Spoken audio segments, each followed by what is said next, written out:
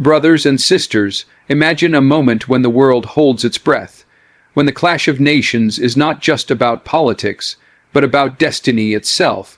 Picture the skies over Doha burning with defiance, the voices of leaders rising in fire, and the weight of truth hanging heavy over every word spoken.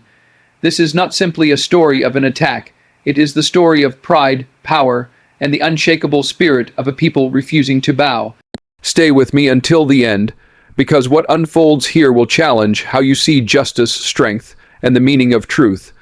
The Israeli attack on Doha stands as a shocking and defining moment in the modern political landscape of the Middle East. Doha, the capital of Qatar, has often been viewed as a hub of diplomacy, negotiation, and regional balance.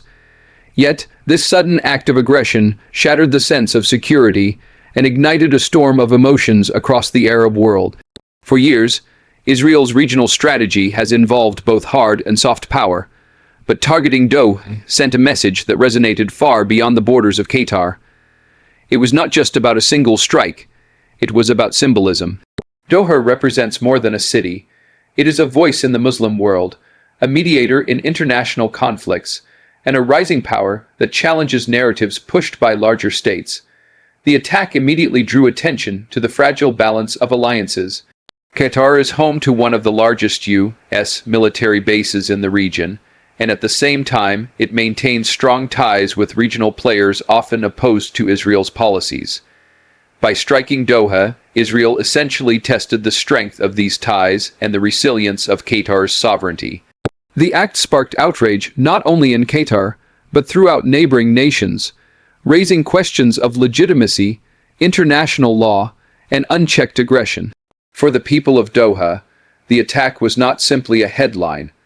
It was a reminder of vulnerability, a call to unity, and a challenge to stand firm against intimidation. For the broader Middle East, it became a rallying point, igniting debates on how long regional powers would allow such actions to go unanswered. The strike lit the fuse of confrontation, forcing leaders and citizens alike to reconsider the cost of silence and the value of resistance. In the aftermath of the attack on Doha, Qatar's response was swift, firm, and resolute. The Prime Minister emerged not just as a political figure, but as a voice of national pride and sovereignty. Qatar has long positioned itself as a state that refuses to bow to pressure, whether from neighboring rivals or global powers, and this moment tested that resolve. The Prime Minister's words echoed with a defiance that reminded the world that Qatar may be small in size, but it is mighty in influence and determination. His stance was not born from arrogance, but from the duty to protect his people, his land, and his nation's dignity. Qatar's leadership framed the attack not merely as an assault on territory, but as an attack on identity and independence. The Prime Minister challenged the motives behind the aggression, calling out double standards in international policies and questioning the silence of nations who preach about peace yet turn away when violence erupts in the heart of the Middle East. His words resonated across the Arab world, striking a chord with people who have long felt marginalized in the face of global power struggles. Beyond speeches, Qatar's response was strategic. The government reinforced its security, strengthened alliances, and made it clear that Doha would not be intimidated into submission. It positioned itself as both victim and defender, turning the moment of crisis into a declaration of resilience. The Prime Minister's fiery exchange symbolized more than political rhetoric. It was a stand against bullying, a stand against erasure, and a stand for justice. The energy in his delivery carried a message to the world that Qatar will not be dictated to, that it will confront pressure head-on, and that its sovereignty is not for negotiation.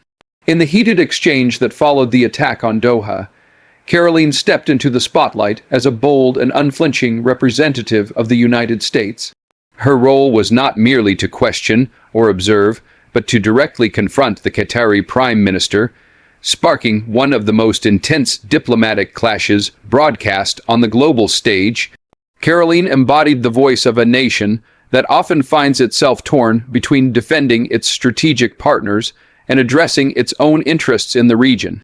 She carried herself with the confidence of someone who understood the weight of her position, and her words cut sharply, demanding answers, accountability, and clarity. Her challenge was layered with complexity. On one hand, she reflected America's alliance with Israel, a relationship that has deep historical, military, and political roots. On the other, she had to acknowledge Qatar's indispensable role as host to one of the most critical U.S. military bases in the Middle East. This duality made her words both confrontational and cautious. She pressed the Qatari leadership on its ties with movements and states, often at odds with American policy, questioning how Qatar could expect protection while simultaneously fueling narratives opposed to U.S. allies. The fiery debate between Karoline and the Prime Minister was more than a diplomatic exchange. It was a battle of wills. Her sharp tone represented the frustration of a superpower trying to manage a partner whose independence often complicates American strategies. Karoline's presence symbolized the United States' determination to assert itself, even in moments of awkward contradictions.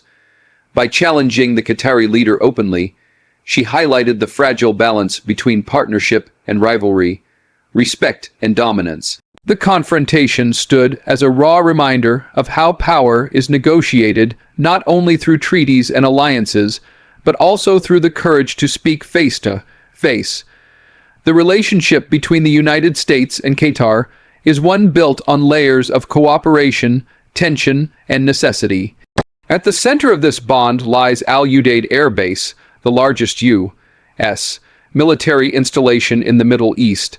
Positioned in Qatar as a cornerstone of American strategy in the region, this base symbolizes a partnership rooted in defense and security, giving the U.S.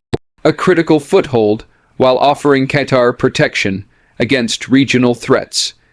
Yet beneath this alliance exists a web of disagreements that surface during times of crisis, as national interests do not always align. Qatar's independent foreign policy often challenges Washington. While it hosts American forces, it also maintains open channels with groups and governments the U.S. views with suspicion. This balancing act has led to frustration within American circles, as Qatar refuses to fit neatly into the mold of a compliant ally.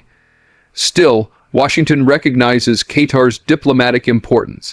Doha has positioned itself as a mediator in conflicts from Afghanistan to Palestine, earning a reputation as a regional broker that can talk to all sides when others cannot.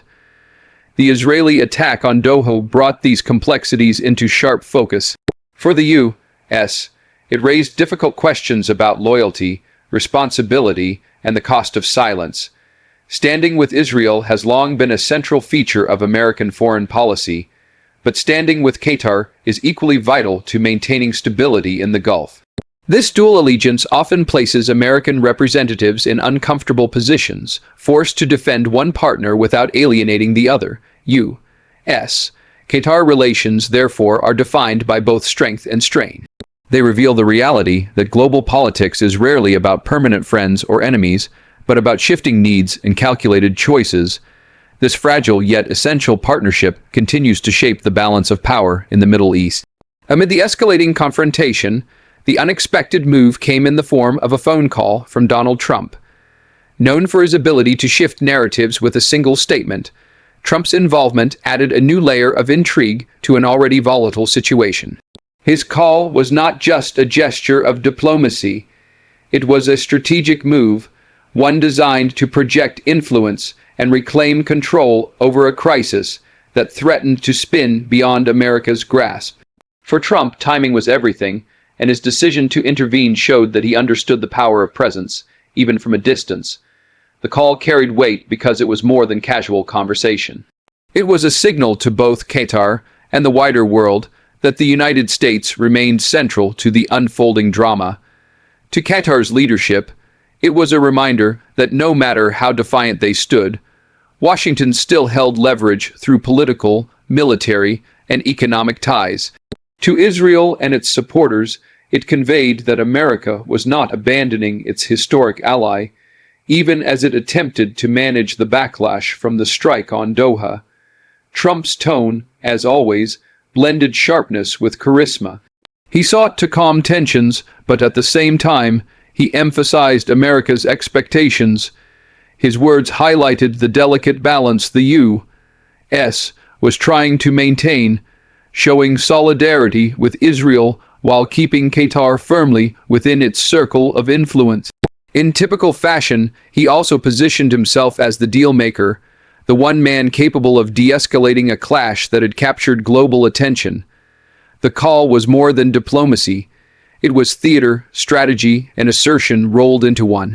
It reminded the world that in moments of crisis, leadership often comes down to who picks up the phone first and who commands the stage when the world is listening. The Israeli strike on Doha and the fiery exchanges that followed sent ripples far beyond the borders of Qatar. The world watched closely, and reactions revealed just how divided and fragile international alliances truly are. In the Arab world, outrage surged instantly. Neighboring nations, already critical of Israeli policies, rallied behind Qatar as a symbol of resistance. Public opinion across the Middle East framed the attack as not just an assault on one nation, but an assault on the dignity of the region. Voices on the streets echoed with anger, demanding unity and stronger retaliation against what many viewed as unchecked aggression. In the West, the response was far more complex. While the United States attempted to juggle its dual commitments to Israel and Qatar, European nations issued cautious statements calling for restraint, highlighting fears that the confrontation could spiral into a larger regional conflict. For global powers like Russia and China, the moment became an opportunity. Both nations moved quickly to position themselves as potential mediators, seizing the chance to expand their influence in a region where American dominance has long gone unchallenged. The global financial markets also reacted. Qatar, known for its energy exports and investment clout, suddenly found itself at the center of uncertainty. Oil prices fluctuated as investors speculated on whether tensions would disrupt supply chains.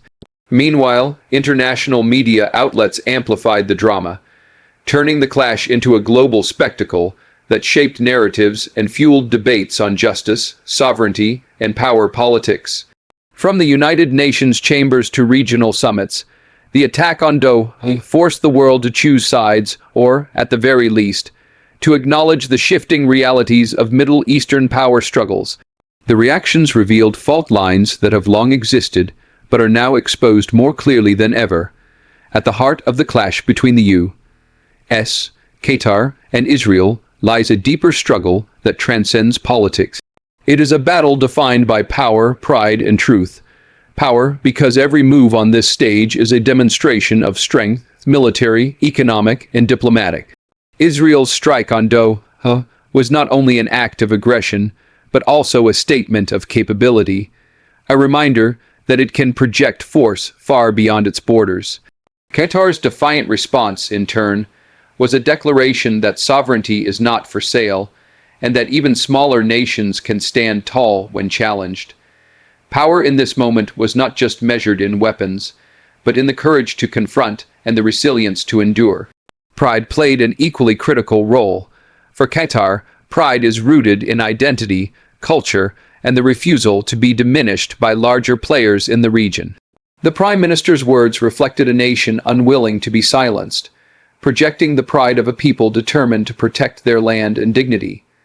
For the United States, pride was reflected in its representative's sharp tone, insisting that America's voice remain central to the discussion.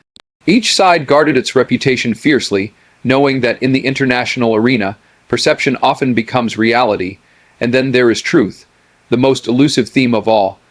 Every side claimed it, yet every side shaped it to its own narrative. Israel justified its strike through its security lens, Qatar painted it as unlawful aggression, and the U.S. attempted to balance both perspectives.